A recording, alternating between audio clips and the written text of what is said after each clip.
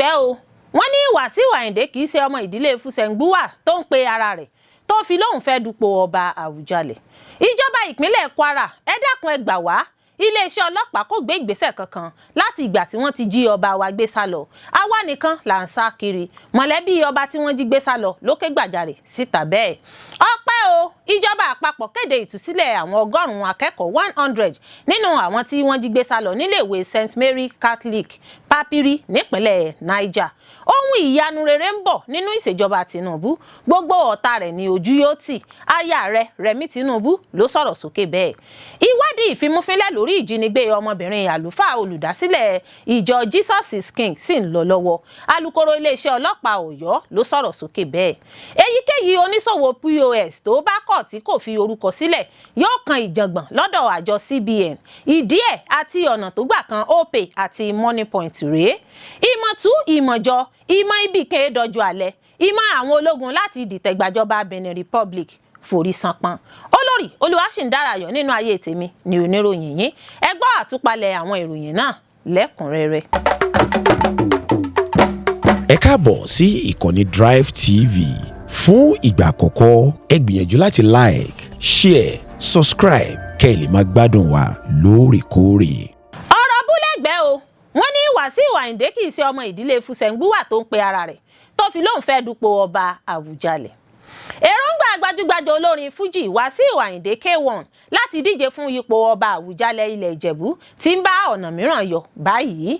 Èyí wáyé pẹ̀lú bí awuyewuye ṣe gbòde pé olórin Fuji náà kò bá ẹbí Fusengbuwa tí ipò ọba náà kàn tán àti pé irọ́ ni bó ṣe pe ara rẹ̀ ní ọmọ ìdílé náà. Yàtọ̀ sí ẹbí Fusengbuwa tó ní kí Wasiu Ayinde wá sọ bí wọ́n ṣe pín ìtàn ajá tó fi kan lèmọ́mù kó wá sọ bó ṣe bá ẹbí náà tán láti ìran àkọ́kọ́ dé ìran keje nípa ìwé kan tí wọ́n ní yóò fìdí rẹ̀ múlẹ̀ bó sì jẹ́. Ẹbí Bubiade tó jẹ́ ọ̀kan lára àwọn ìdílé ọmọ oyè náà ní Wasiu Ayinde kò bá ẹbí Fusengbuwa tán rárá bó ti wulẹ̀ kí ó mọ̀. Ṣé ẹni tí ó bá sì fẹ́ gbọ́ ìtàn ara rẹ̀ tó bá fẹ́ mọ bí wọ́n ti fẹ́ ìyá rẹ̀ tí wọ́n fi bí kó jáde wá du oyè. Ẹ rántí pé lọ́jọ́ kẹta oṣù kejìlá ọdún 2025 ní K1 kọ lẹ́tà sí ìdílé Fusengbuwa tí yóò fa Awujale tuntun kalẹ̀ pẹ̀lú àlàyé pé ọmọ ìdílé náà ní òun láti ìran Jadiara tó sì sọ pé òun ṣetán láti jẹ Awujale tuntun gẹ́gẹ́ bí ojúlówó ọmọ ilé náà ní ìbámu pẹ̀lú òfin oyè jíjẹ ìbílẹ̀ àti ti ìjọba ìpínlẹ̀ Ògùn. Ó wá fìwé èròǹgbà rẹ̀ náà ránṣẹ́ sí alága ilé ọmọ oyè Fusengbuwa Abdulateef Owóyẹmí tí yóò sì tẹ́wọ́ gbà pẹ̀lú àfikún ọjọ́ fún olórin Fuji náà láti tò gbogbo ìwé tó yẹ ṣáájú ọjọ́rú Wednesday. Owóyẹmí ní bí Wasiu bá ti rí ìwé tó fìdí rẹ̀ múlẹ̀ pé ọmọ ọkọ ilé Fusengbuwa gbé kalẹ̀ ìgbésẹ̀ tó kù yóò bẹ̀rẹ̀ pẹ̀lú àwọn olùdíje. Ó ní àfojúsùn àwọn ní láti ní Awujale tuntun láàrin ọ̀sẹ̀ kejì sí ìkẹta nínú oṣù kìíní ọdún 2026. Nínú lẹ́tà kan tó gba orí ayélujára kan lórí ọ̀rọ̀ ọ̀hún èyí tí orúkọ ọmọọba Salami Agoro Ọdúnsí wà níbẹ̀ gẹ́gẹ́ bí ẹni tó kọ̀wé náà nínú ìwé ọ̀hún ni ó ti ní Wasiu Ayinde kì í ṣe ọmọ ẹbí ilé Fusengbuwa. Lẹ́tà náà kà pé Agarawu nípínlẹ̀ Èkó ni wọ́n bí Wasiu sí lọ́jọ́ kẹta oṣù kẹta ọdún 1957 àti pé Alhaji Ayinde Anífowóṣe tó jẹ́ oníṣòwò ni bàbá rẹ̀. Àtẹ̀jáde náà tẹ̀síwájú pé bàbá Wasiu wá láti Ìjẹ̀bú Òde ṣùgbọ́n kì í ṣe ọmọ ọba. Ó ní ìyá rẹ̀ wá láti ìlú Péjú Èkìtì àmọ́ kò sí àkọsílẹ̀ ẹbí kan tàbí ìtàn àtẹnudẹ́nu kan tó so bàbá rẹ̀ pọ̀ mọ́ igun Jadiara tàbí igun Fusengbuwa kankan. Oyè Ọ̀túnba Fìdípọ̀tẹ̀mọ́lẹ̀ ti Ìjẹ̀bú Òde ló fi hàn bí ara àwọn igun ọmọ oyè Afìdípọ̀tẹ̀mọ́lẹ̀ tó jẹ́ ìkẹta nínú àwọn ìdílé tó fi ọba jẹ. Àtẹ̀jáde náà wá ṣe àlàyé rẹ̀ pé kíkà Wasiu Ayinde mọ́ ọ̀kan lára ìdílé Jadiara kò lẹ́sẹ̀ ńlẹ̀ kò sì ṣe tẹ́wọ́gbà lábẹ́ òfin. Ní ìtẹ̀síwájú àlàyé náà ni wọ́n ti yànnàná ìdílé mẹ́rin tó ń fa ọmọ oyè kalẹ̀ fún ipò Ọba Awujale.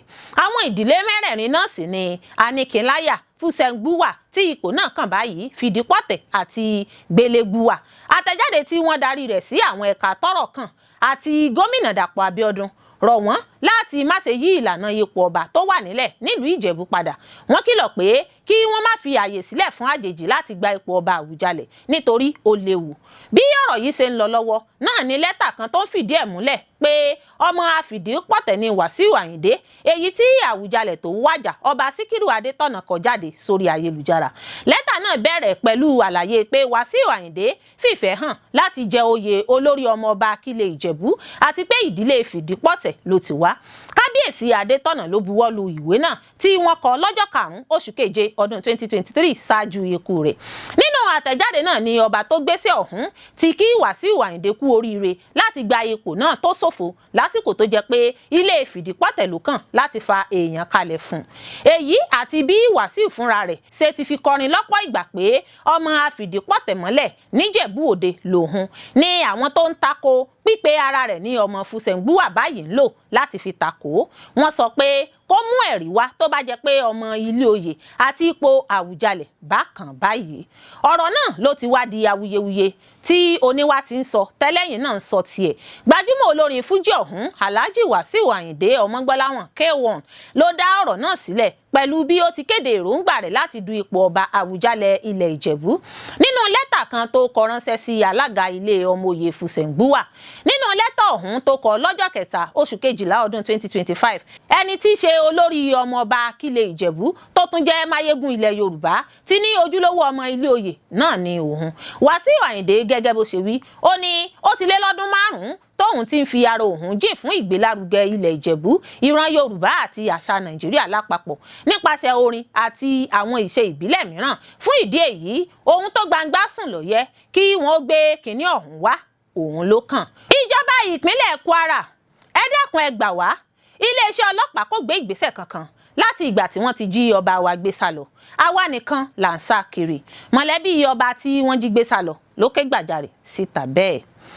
Àwọn mọ̀lẹ́bí ọba kan tí wọ́n jí gbé nípínlẹ̀ Kwara, Alhaji Kamilu Salami tó jẹ́ Òjìbàrà ti ìlú Bayangan níjọba ìbílẹ̀ Ìfẹ́lódùn ti ké gbàjarè sí ìjọba ìpínlẹ̀ náà fún ìrànlọ́wọ́ láti dóòlà orí adé òun padà. Nínú àtẹ̀jáde kan tí mọ̀lẹ́bí kábíyèsí, èyí tí agbẹnusọ rẹ̀ Alhaji Rafiu Ayinla Lawal fi léde ni wọ́n ti rawọ́ ẹ̀bẹ̀ ọ̀hún.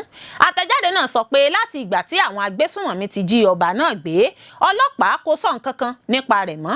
Bẹ́ẹ̀ ni wọn kò ran àwọn lọ́wọ́ láti dóòlà rẹ̀, àwọn nìkan ni àwọn ń sá kiri. Mọ̀lẹ́bí ọba náà sọ pé láti ọjọ́ 29 tí wọ́n ti jí ọba náà gbé ní ọkàn gbogbo ìlú wọn kò ti balẹ̀ mọ́.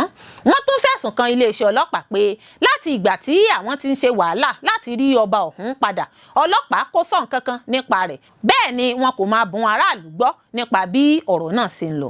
Gẹ́gẹ́ bí ohun tí Lawal sọ, níṣe ló dàbí ìgbà tí ọlọ́pàá ti gbàgbé Òjìbàrà sí àhámọ́ ajínigbé tí kò sì bìkítà nípa bóyá wọ́n tú wọn sílẹ̀ tàbí wọn kò tú wọn sílẹ̀.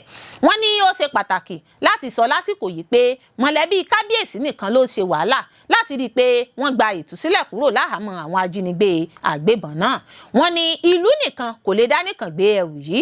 Ó ní àwọn nílò ìrànlọ́wọ́ ìjọba ìpínlẹ̀ láti kún àwọn lọ́wọ́ lórí ìgbìyànjú àwọn. Mọ̀lẹ́bí ọba náà tún bẹ àwọn agbófinró fún ìrànlọ́wọ́. Wọ́n tún rọ̀ wọ́n kí wọ́n máa kéde faraye ibi tí wọ́n bá ṣiṣẹ́ dé lórí ìgbìyànjú láti dóòlà orí adé náà. Wọ́n parí àtẹ̀jáde náà pẹ̀lú ìgbàgbọ́ pé Òjìbàrà yóò padà wálé pẹ̀lú ìrànlọ́wọ́ ọlọ́pàá àti ìjọba ìpínlẹ̀ Kwara. Àlàyé rèé lórí bí wọ́n ṣe jí ọba Òjìbàrà ti ìlú Bayangan Alhaji Kamilu Salami gbé lọ nínú oko rẹ̀. Ṣáájú ní ìròyìn jáde pé àwọn ajínigbé kan tó ń kọlu agbègbè Bayangan níjọba ìbílẹ̀ Ìfẹ́lódùn ìpínlẹ̀ Kwara tí wọ́n sì jí orí adé ìlú náà gbé lọ. Nǹkan bíi aago 9 àbọ̀ òwúrọ̀ ọjọ́ àbámẹ́ta Sátidé ní ìṣẹ̀lẹ̀ náà wáyé lásìkò tí ọba Òjìbàrà ti ìlú Bayangan Alhaji Kamilu Salami wà nínú oko rẹ̀. Nínú ọ̀rọ̀ rẹ̀, ọ̀gbẹ́ni Buhari Ọlátúndé tó jẹ́ ọmọ agbègbè náà sọ pé àwọn ọba aláyé tó kù ní ìjọba ìbílẹ̀ Ìfẹ́lódùn ti ń ṣe ìpàdé láti jíròrò lórí ìgbésẹ̀ tí wọn yóò gbé lórí ìṣẹ̀lẹ̀ náà. Ọ̀gbẹ́ni Ọlátúndé tẹ̀síwájú pé àwọn ajínigbé náà ti kàn sí mọ̀lẹ́bí kábíyèsí tí wọ́n sì ń béèrè fún 150 mílíọ̀nù náírà 150 million naira owó ìtúsílẹ̀ kí wọ́n tó yọ̀ǹda ọba àlàyé náà. Lásìkò tó ń bá akọ̀ròyìn BBC Yorùbá sọ̀rọ̀, kánsílọ̀ tó ń sojú ìlú Bayangan níjọba ìbílẹ̀ Ìfẹ́lódùn Honorable Quadri Ọláìtàn sọ pé kábíyèsí wà nínú oko pẹ̀lú àwọn ọmọ iṣẹ́ rẹ̀ lásìkò tí àwọn ajínigbé ṣèkọlù sí wọn. Honorable Quadri ní àwọn ajínigbé náà ti pè tí wọ́n sì béèrè fún 150 mílíọ̀nù náírà 150 million naira pẹ̀lú àlàyé pé wọ́n tún ti pè ní ìrọ̀lẹ́ ọjọ́ àìkú Sunday tí wọ́n dín owó ìtúsílẹ̀ náà kù sí 100 mílíọ̀nù náírà 100 million naira. Ọ̀nàrẹ́bù Quadri ní gbogbo ìlú náà ń sá sókè sódò ní báyìí láti wá ọ̀nà tí wọ́n fẹ́ gbé ọ̀rọ̀ owó náà gbà. Ó fi kún pé àwọn ọdẹ ìlú náà ti wọ inú igbó lọ láti ọjọ́ àbámẹ́ta Sátidé tí ìṣẹ̀lẹ̀ náà ti wáyé, ṣùgbọ́n wọn kò tí ì rí kábíyèsí ọba Òjìbára ìlú Bayangan Alhaji Kamilu Salami. Gbogbo ìgbìyànjú àwọn láti kàn sí Alukoro Ileesẹ Ọlọpa nípínlẹ̀ Kwara Èjìrẹ́ Adéyẹmí Tóun lórí ìṣẹ̀lẹ̀ náà ló já sí pàbó títí di àsìkò tí à ń kó ìròyìn yìí jọ. Lórí awuyewuye bóyá wọ́n ti yọ̀ǹda kábíyèsí, Ọ̀nàrẹ́bù Quadri Ọláìtàn ní irọ́ tó jìnnà sí òtítọ́ ni. Ó bá àwọn akọ̀ròyìn sọ̀rọ̀ lówùúrọ̀ ọjọ́ Ajé Monday tó sì tún fìdí rẹ̀ múlẹ̀ pé wọn kò tí ì rí orí adé ọ̀hún. Ọpẹ́ o! Ìjọba àpapọ̀ kéde ìtúsílẹ̀ àwọn ọgọ́rùn-ún akẹ́kọ̀ọ́ 100 nínú àwọn tí wọ́n jí gbé sálọ níléèwé St Mary Catholic Papiri nípínlẹ̀ Niger. Ọgọ́rùn-ún kan akẹ́kọ̀ọ́ 100 nínú àwọn tó lé ní 300 tí àwọn ajínigbé jí gbé nílé ẹ̀kọ́ St Mary's Catholic School Papiri nípínlẹ̀ Niger ni wọ́n ti gba ìtúsílẹ̀ kúrò láhàámọ́ àwọn ajínigbé náà báyìí. Ọjọ́ àìkú Sunday ni ìròyìn náà gba orí ayélujára kan pé ìjọba àpapọ̀ ti rí 100 akẹ́kọ̀ọ́ gbà kalẹ̀ kúrò nígbèkùn àwọn ajínigbé nínú àwọn tí wọ́n jí gbé sálọ nílé ẹ̀kọ́ náà. Bákan náà ni alága ẹgbẹ́ ọmọlẹ́yìn Kristi Christian Association of Nigeria CAN ẹ̀ka ti ìpínlẹ̀ Niger Bíṣọ́ọ̀bù Bulus Dawa Yohana àti kọmíṣánná ọlọ́pàá ìpínlẹ̀ náà Adamu Abdullahi Elima fìdí rẹ̀ múlẹ̀ fún àwọn akọ̀ròyìn. Àwọn èèyàn náà sọ pé àwọn ẹ̀ṣọ́ aláàbò ti fìdí ẹ̀ múlẹ̀ pé akẹ́kọ̀ọ́ 100 kan ti rí ìtúsílẹ̀ òmìnira gbà. Wọ́n fi kún pé àwọn gbọ́ ọ̀rọ̀ náà láti ọ́fíìsì olùdámọ̀ràn pàtàkì fún ìjọba lórí ètò ààbò Nuhu Ribadu àti pé ọjọ́ Ajé Monday ni wọn yóò ti máa yọ̀ǹda wọn fún àwọn òbí wọn ní ìpele ìpele. Ọ̀sẹ̀ tó kọjá ni Nuhu Ribadu ṣàbẹ̀wò sí Papiri ṣèpàdé pẹ̀lú àwọn aṣojú ẹgbẹ́ CAN nípínlẹ̀ Niger. Níbi ìpàdé náà ló ti ṣèlérí pé àwọn tó wà nígbèkùn kò ní pẹ́ gba ìtúsílẹ̀. Ó ní wọn yóò sì padà sí ọ̀dọ̀ àwọn ẹbí wọn láìpẹ́. A rántí pé ọjọ́ 21 oṣù kọkànlá ọdún 2025 ní àwọn ajínigbé ṣèkọlù sí ilé ẹ̀kọ́ St Mary's Catholic School tí wọ́n sì jí àwọn akẹ́kọ̀ọ́ àti àwọn olùkọ́ lọ. Àpapọ̀ àwọn tí wọ́n jí gbé náà jẹ́ 315 bí ìròyìn ṣe fìdí ẹ̀ múlẹ̀. Lẹ́yìn náà ní ìròyìn gba ìgboro kan pé 51 nínú wọn ti ráyè sá mọ́ àwọn ajínigbé náà lọ́wọ́ nínú oṣù kan náà tí wọ́n jí wọn gbé. Nínú ìwé tó ṣàfihàn orúkọ àwọn akẹ́kọ̀ọ́ àti olùkọ́ tí ajínigbé jí gbé náà, èyí tí ẹ̀ka ṣọ́ọ̀ṣì kátólíìkì Kòtàngúrà Catholic Diocese of Kòtàngúrà fi síta lọ́jọ́ 24 oṣù kọkànlá ọdún 2025, èèyàn 265 ni wọ́n ló ṣẹ́kù sí àkàtà àwọn ajínigbé nígbà náà. Ṣùgbọ́n pẹ̀lú 100 tí wọ́n ní wọ́n ti gba ìtúsílẹ̀ báyìí, ó ṣẹ́kù èèyàn 165 ní àhámọ́ ajínigbé nínú àwọn tí wọ́n gbé lọ ní iléèwé St Mary's Catholic School Papiri báyìí. Ṣáájú èyí ni wọ́n ti ṣe òǹkà àwọn tí wọ́n jí gbé náà pẹ̀lú àlàyé pé olùkọ́ 5, àwọn òṣìṣẹ́ tí kìí ṣe olùkọ́ 7, akẹ́kọ̀ọ́ ilé ẹ̀kọ́ girama 14 àti 239 láti ilé ẹ̀kọ́ alákọ̀ọ́bẹ̀rẹ̀ àti jẹ́lé òsinmi. Ọ̀kan lára àwọn tí ìṣẹ̀lẹ̀ náà kàn, abilékọ Sunday ṣàlàyé fún àwọn akọ̀ròyìn BBC pé ọmọ ẹ̀gbọ́n òun 2 ni wọ́n jí gbé lọ́jọ́ náà. Ọmọ 4 ló ní nílé ẹ̀kọ́ náà, wọ́n jí 2 lọ lóru nínú wọn. Ọ̀kan wà ní ilé ìwé 6, ìkejì wà ní ìwé 3. Inú igbó ló ní ìyá àwọn ọmọ náà wọ̀ lọ tó ń sunkún kíkorò láì dákẹ́. Ìjínigbé nílé ẹ̀kọ́ yìí ló wáyé lẹ́yìn ọjọ́ díẹ̀ tí àwọn ajínigbé ya wọ ilé ẹ̀kọ́ àwọn ọmọbìnrin ní Kebbi tí wọ́n sì jí ọ̀pọ̀ nínú wọn gbé lọ. Lẹ́yìn ọjọ́ díẹ̀ láhàámọ́ àwọn ajínigbé náà sì ni ìjọba àpapọ̀ kéde pé àwọn ti rí wọn gbà wálé pẹ̀lú ìlànà àdéhùn ọ̀rọ̀ àjọsọ tí kò ní jàgídíjàgan tàbí ìpalára nínú, ìyẹn non-kinetic. Ohun ìyanu rere ń bọ̀ nínú ìṣèjọba Tinubu. Gbogbo ọ̀tá rẹ̀ ni ojú yóò tì. Aya rẹ̀ Remi Tinubu ló sọ̀rọ̀ sókè bẹ́ẹ̀. Ẹsẹ̀ ògbèrò nílùú Ilé-Ifẹ̀ ní ọjọ́ àìkú Sunday nígbà tí ọ̀pọ̀lọpọ̀ àwọn èèkànlú èèyàn jàǹkànjàǹkàn wọ ìlú náà láti bá Ọọ̀ni Ìrìṣà ṣe ọdún 10 tó gorí ìtẹ́ àwọn baba ńlá rẹ̀. Lára àwọn èèkànlú tó péjú síbi ayẹyẹ náà ní aya ààrẹ orílẹ̀-èdè Nàìjíríà Remi Tinubu àti ààrẹ ilẹ̀ wa tẹ́lẹ̀ rí olóyè Olúṣẹ́gun Ọbásanjọ́. Nígbà tó ń sọ̀rọ̀ níbi ayẹyẹ náà, aya rẹ̀ ṣàpèjúwe ọba Adéyẹyè Ògúnwùsì gẹ́gẹ́ bí ọlọ́gbọ́n àti olóye èèyàn nínú àwọn orí adé tó wà ní orílẹ̀-èdè Nàìjíríà. Aya Tinubu ní ọba Adéyẹyè Ògúnwùsì jẹ́ ọmọdé lọ́jọ́ orí, ṣùgbọ́n ìwà àgbàlagbà ń bẹ nínú wọn gidigidi. Ó ní ọba Adéyẹyè Ògúnwùsì jẹ́ ẹni tó ní ìfaradà púpọ̀ ní gbogbo ọ̀nà pátápátá. Ó dúpẹ́ púpọ̀ lọ́wọ́ ọba Adéyẹyè Ògúnwùsì fún oyè yèyé aṣíwájú tí ilẹ̀ Oòduà tí wọ́n fi dá lọ́lá lọ́jọ́ àìkú Sunday ọjọ́ 7 oṣù kejìlá ọdún 2025 yìí. Aya rẹ̀ wá bẹ̀ gbogbo ọmọ Nàìjíríà pé kí wọ́n túbọ̀ mú sùúrù fún ààrẹ Bọ́lá Tinubu láti fọkànbalẹ̀ tún Nàìjíríà ṣe. Ó fi kún pé àkókò náà ti dé báyìí tí àyípadà rere yóò bá orílẹ̀-èdè Nàìjíríà. Òpin yóò bá gbogbo wàhálà tó ń ṣẹlẹ̀ ní orílẹ̀-èdè Nàìjíríà lọ́dún yìí. Ọdún 2026 yóò sì jẹ́ ọdún ayọ̀ fún gbogbo ọmọ orílẹ̀-èdè Nàìjíríà.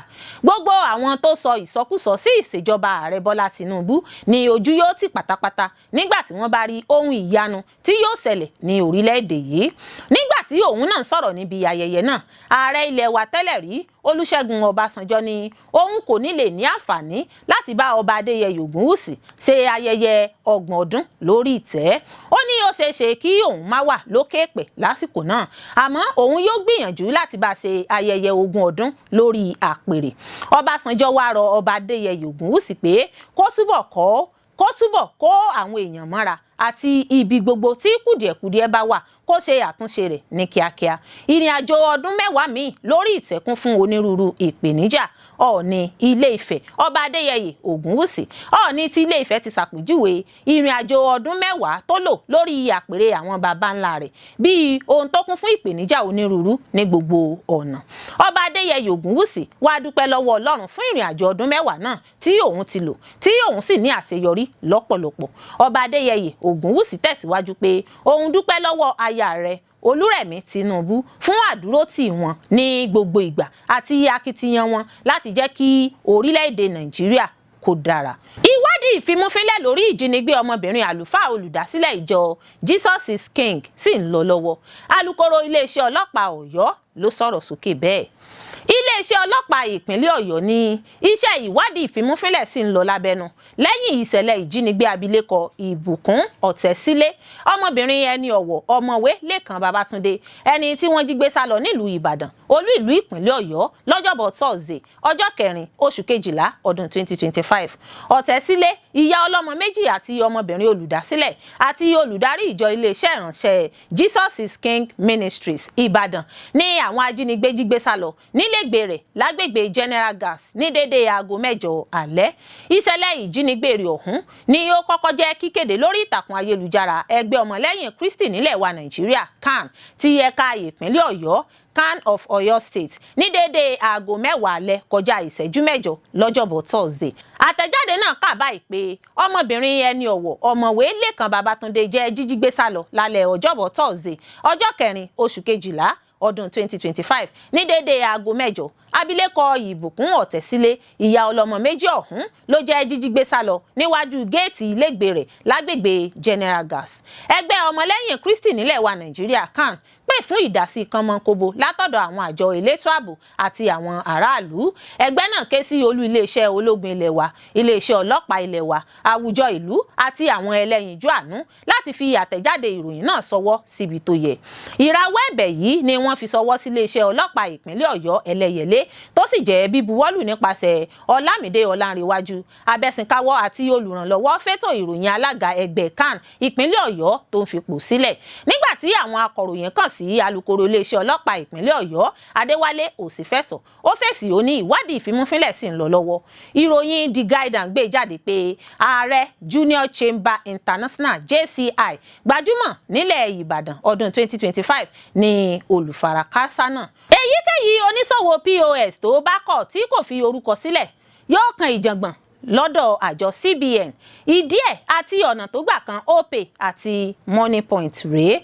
àjọ tó ń rí sí ìforúkọsílẹ̀ àwọn iléeṣẹ́ ní Nàìjíríà Corporate Affairs Commission CAC ti kéde pé òun yóò bẹ̀rẹ̀ sí ń dá sẹ̀ríà fún àwọn tó ń ṣe POS láì forúkọsílẹ̀ láti ọjọ́ kìíní oṣù kìíní ọdún 2026. Nínú àtẹ̀jáde kan ni àjọ CAC ti sọ pé ìhùwàsí àwọn oní POS tí kò forúkọsílẹ̀ lòdì sí òfin dídá iléeṣẹ́ sílẹ̀ ti ọdún 2020 àti ètò pàṣípààrọ̀ owó báńkì àpapọ̀ CBN. Àtẹ̀jáde náà ní ìwà àìbìkítà yìí tí àwọn báńkì orí ayélujára kan gbà láàyè ń fi owó àwọn aráàlú sínú ewu, òpin sì gbọdọ̀ dé bá. Gẹ́gẹ́ bí wọ́n ṣe sọ, kò sí POS kankan tí àwọn yóò gbà láàyè láti máa ṣiṣẹ́ láì kọ́kọ́ forúkọ sílẹ̀ pẹ̀lú àjọ CAC. Àwọn agbófinró yóò sì bẹ̀rẹ̀ iṣẹ́ lórí èyí káàkiri Nàìjíríà. Àjọ náà sọ pé gbogbo ní POS tí kò bá forúkọ sílẹ̀ ni àwọn máa gbẹ́sẹ̀ lé. Bẹ́ẹ̀ náà ni àwọn ò máa sọ gbogbo àwọn báńkì orí ayélujára tó ń gba àwọn èèyàn láàyè láti máa ṣiṣẹ́ láì forúkọ sílẹ̀ lójú lẹ́sẹ̀ kí àwọn lè fi ẹjọ́ wọn sùn àjọ CBN. Àjọ náà wá rọ gbogbo àwọn tó ń ṣe òwò POS àtàwọn tó ń lo ẹ̀rọ náà kí wọ́n bẹ̀rẹ̀ ìforúkọsílẹ̀ ní kíákíá láì fi àkókò ṣòfò. Ṣáájú àsìkò yìí ni CAC ti bẹ̀rẹ̀ iṣẹ́ láti ṣe ìforúkọsílẹ̀ àwọn oní POS káàkiri Nàìjíríà bẹ̀rẹ̀ láti ọdún 2024 nígbà tó rọ àwọn báńkì orí ayélujára pé kí wọ́n forúkọ àwọn tó ń lo ẹ̀rọ wọn fún POS sílẹ̀. Gẹ́gẹ́ bí àtẹ̀jáde náà sì sọ, lára àwọn báńkì orí ayélujára tí àwọn èèyàn ń lò fún POS jùlọ tí àwọn yóò máa sọ lójú lẹ́sẹ̀ ní Opay àti Moniepoint. Èyí kò sẹ́yìn bí wọ́n ṣe ní àwọn iléeṣẹ́ náà ń gba àwọn tí kò forúkọ sílẹ̀ láti máa lo ẹ̀rọ wọn fún POS. Wọ́n ní àwọn yóò fi ẹjọ́ àwọn iléeṣẹ́ náà sùn CBN kó lè dá sẹ̀ríà tó yẹ fún wọn. Ẹ̀wẹ̀, ẹgbẹ́ àwọn tó ń ṣe òwò POS, ìyẹn Association of Mobile Money and Bank Agents in Nigeria AMMBAN, kò tí ì sọ nǹkan kan lórí ọ̀rọ̀ náà títí àsìkò tí à ń kó ìròyìn yìí jọ. Ìmọ̀ tú ìmọ̀ jọ, ìmọ̀ ibìkan dọjọ́ alẹ́, ìmọ̀ àwọn ológun láti dìtẹ̀ gbàjọba Benin Republic forí sanpọ́n. Mínísítà fọ́rọ̀ abẹ́lé ní orílẹ̀-èdè Benin Republic àti ètò ààbò Alassane Zedu ti kéde pé ìdìtẹ̀gbàjọba táwọn ológun kan gbèrò ní orílẹ̀-èdè náà ní òwúrọ̀ ọjọ́ àìkú Sunday ti forí sanpọ́n o. Mínísítà Zedu nígbà tí ó ń sọ̀rọ̀ lórí ètò amóhùnmáwòrán sọ pé àwọn olórí iléeṣẹ́ ológun orílẹ̀-èdè náà ń ṣe àmúṣe ẹ̀jẹ́ tí wọ́n jẹ́ tí wọ́n sì rí dájú pé ìdìtẹ̀gbàjọba náà kò kẹsẹ̀ járí. Ìjọba ní èròǹgbà àwọn ológun tí wọ́n fẹ́ dojú ìjọba náà dé náà kò wá sí ìmúṣẹ, tó sì rọ àwọn aráàlú láti máa bá iṣẹ́ òòjọ́ wọn lọ láìsí ìbẹ̀rù. Iléeṣẹ́ ààrẹ Benin sọ pé ọ̀pọ̀ àwọn ológun tí wọ́n ń ṣiṣẹ́ pẹ̀lú ààrẹ Salọ ni wọ́n sì ní ìfarajìn sí ìdúró ire ètò ìṣèjọba àwarawa tó gùn lé lórílẹ̀-èdè náà. Ṣáájú ni ikọ̀ ológun kan ti kéde lórí amóhùnmáwòrán ilẹ̀ olómìnira Benin ọ̀hún pé àwọn ti gba ìṣàkóso orílẹ̀-èdè náà báyìí, àwọn sì ti lé ààrẹ Patrice Talon kúrò ní ipò. Láàárọ̀ kùtù ọjọ́ àìkú Sunday ọjọ́ 7 oṣù kejìlá ọdún 2025 ni wọ́n kéde náà. Orí amóhùnmáwòrán ilẹ̀ Benin náà ni àwọn sọ́jà ọmọ ikọ̀ ológun ọ̀hún ti kéde pé àwọn ti gbẹ́sẹ̀ lé àwọn òfin tí wọ́n ń lò tẹ́lẹ̀ fún àsìkò náà. Wọ́n fi kún pé àwọn ti tú ìjọba àti àwọn ẹgbẹ́ òṣèlú àwarawa ká. Àwọn ológun tí wọ́n pe ara wọn ní Military Committee for Refundation náà sọ pé ìgbésẹ̀ ọ̀hún wáyé láti tako bí ààrẹ Talon ṣe ń darí orílẹ̀-èdè náà. Olórí ogun tí ìgbàgbọ́ wà pé òun ló léwájú ìgbàjọba náà ni Lieutenant Colonel Pascal Tigri. Gẹ́gẹ́ bí ìròyìn tí a gbọ́ ṣáájú ni pé ìró ìbọn ni àwọn èèyàn kọ́kọ́ bẹ̀rẹ̀ sí gbọ́ láàárọ̀ ọjọ́ àìkú Sunday náà. Bẹ́ẹ̀ ni wọ́n tún gbọ́ pé ọkọ̀ òfurufú agbérapá àwọn ológun fò káàkiri ìlú Kútọ̀nù. Fún ìdí èyí ni French Embassy ṣe rọ àwọn aráàlú láti wà nínú ilé wọn fún ààbò tó péye. Tẹ́ ò bá gbàgbé, oṣù kẹrin ọdún 2026 ló yẹ kí ìdìbò àpapọ̀ wáyé ní Benin nígbà tí sáà ààrẹ Talon yóò sì wá sópin. Ààrẹ Talon fúnra ẹ̀ ti ní òun kò ní lọ fún sáà kẹta, ó sì ti dárúkọ ẹni tí yóò gba ipò lọ́wọ́ rẹ̀. Ìgbàjọba láti ọwọ́ ológun tó wáyé ní Benin yìí ń ṣẹlẹ̀ lẹ́yìn ọjọ́ díẹ̀ tí irú rẹ̀ wáyé ní orílẹ̀-èdè Guinea-Bissau, ìlú tó jẹ́ alámúlétì Benin. Wọ́n lé ààrẹ Umaro Sissoco Embalo tó wà nípò kúrò lẹ́yìn ọjọ́ kẹta tí ìdìbò wáyé. Bí ìdìtẹ̀gbàjọba ológun ṣe ń wáyé lemọ́lemọ́ lẹ́nu ọdún díẹ̀ sí àsìkò yìí ní ẹkùn ìwọ̀ oòrùn Áfíríkà, èyí tí mú ìbẹ̀rù wá nípa ààbò agbègbè náà. Ilẹ̀ Áfíríkà ló ti ń kojú ìdìtẹ̀gbàjọba látọwọ́ ológun lẹ́nu ọdún díẹ̀ sí àsìkò yìí. Orílẹ̀-èdè Mali nígbà tí wọ́n gbàjọba ní Mali oṣù kẹjọ ọdún 2020 ló ṣáájú aláàkọ́kọ́ irú rẹ̀ ní ìlú náà. Òmíràn sì tún ṣẹlẹ̀ lóṣù karùn-ún ọdún 2021. Orílẹ̀-èdè Chad kò pẹ́ lẹ́yìn èyí ní Chad náà kó tirẹ̀. Ológun gbàjọba ní oṣù kẹrin ọdún 2021 lẹ́yìn ikú ààrẹ Idris Deby. Guinea oṣù kẹsàn-án ọdún 2021 ní tiwọn wáyé nígbà tí ológun lé ààrẹ Alpha Condé lọ. Bákan náà ní Burkina Faso ìdìtẹ̀gbàjọba méjì wáyé lọ́dún kan náà ní ọdún 2022, àkọ́kọ́ lóṣù kìíní, ìkejì lóṣù kẹsàn-án. Lórílẹ̀-èdè Niger àwọn ológun lé ààrẹ Mohamed Bazoum lọ lóṣù keje ọdún 2023. Gabon oṣù kẹjọ ọdún 2023 ní ológun gbàjọba ibẹ̀. Wọ́n fòpin sí ìjọba Bongo tó ti ń darí tipẹ́. Sierra Leone lóṣù kọkànlá ọdún 2023 ní ológun gbàjọba ibẹ̀. Congo Brazzaville oṣù kẹsàn-án ọdún 2023 ní awuyewuye gbilẹ̀ pé ìgbìyànjú ìdìtẹ̀gbàjọba wáyé ṣùgbọ́n àwọn aláṣẹ ibẹ̀ ní kò rí bẹ́ẹ̀. Lórílẹ̀-èdè Nàìjíríà lóṣù kẹwàá ọdún 2025 yìí ní ìròyìn gbòde pé àwọn ológun kan ń gbìyànjú láti gbàjọba ṣùgbọ́n ìjọba Nàìjíríà ní òfégè ìròyìn ní ọ̀rọ̀ náà kò rí bẹ́ẹ̀. Ti Guinea-Bissau tó ṣẹlẹ̀ lọ́sẹ̀ méjì sẹ́yìn yìí ní ìròyìn rẹ̀ kò tí ì kásẹ̀ nílẹ̀ níbi tí wọ́n ti lé ààrẹ wọn lọ nígbà tó kù ọjọ́ kan ṣoṣo tí àjọ elétò ìdìbò yóò kéde ẹni tó jáwé olúborí nínú ìdìbò. Èyí ni ti ilẹ̀ olómìnira Benin níbi tí ológun ti fi òwúrọ̀ ọjọ́ àìkú Sunday kéde gbígba ìjọba. Àmọ́ tí ìjọba orílẹ̀-èdè náà kéde rẹ̀ pé ikọ̀ ológun kékeré kan ló fẹ́ dojú ìjọba bolẹ̀. Àwọn ikọ̀ ológun Benin sì ti da ète wọn rú tí àlàáfíà sì ti ń jọba ní orílẹ̀-èdè náà. Olórí Olúwaṣìndárayọ̀ nínú ayé tèmi ni oníròyìn yín. Ẹ ṣé púpọ̀ fún gbígbọ́ àti wíwò tí ẹ ń wò wá. Ojú tí ẹ fi ń wò wá kò ní fọ́, etí tí ẹ fi ń gbọ́ wá kò ní di. Láṣẹ Adẹ́dàá yóò sì dára fún yín.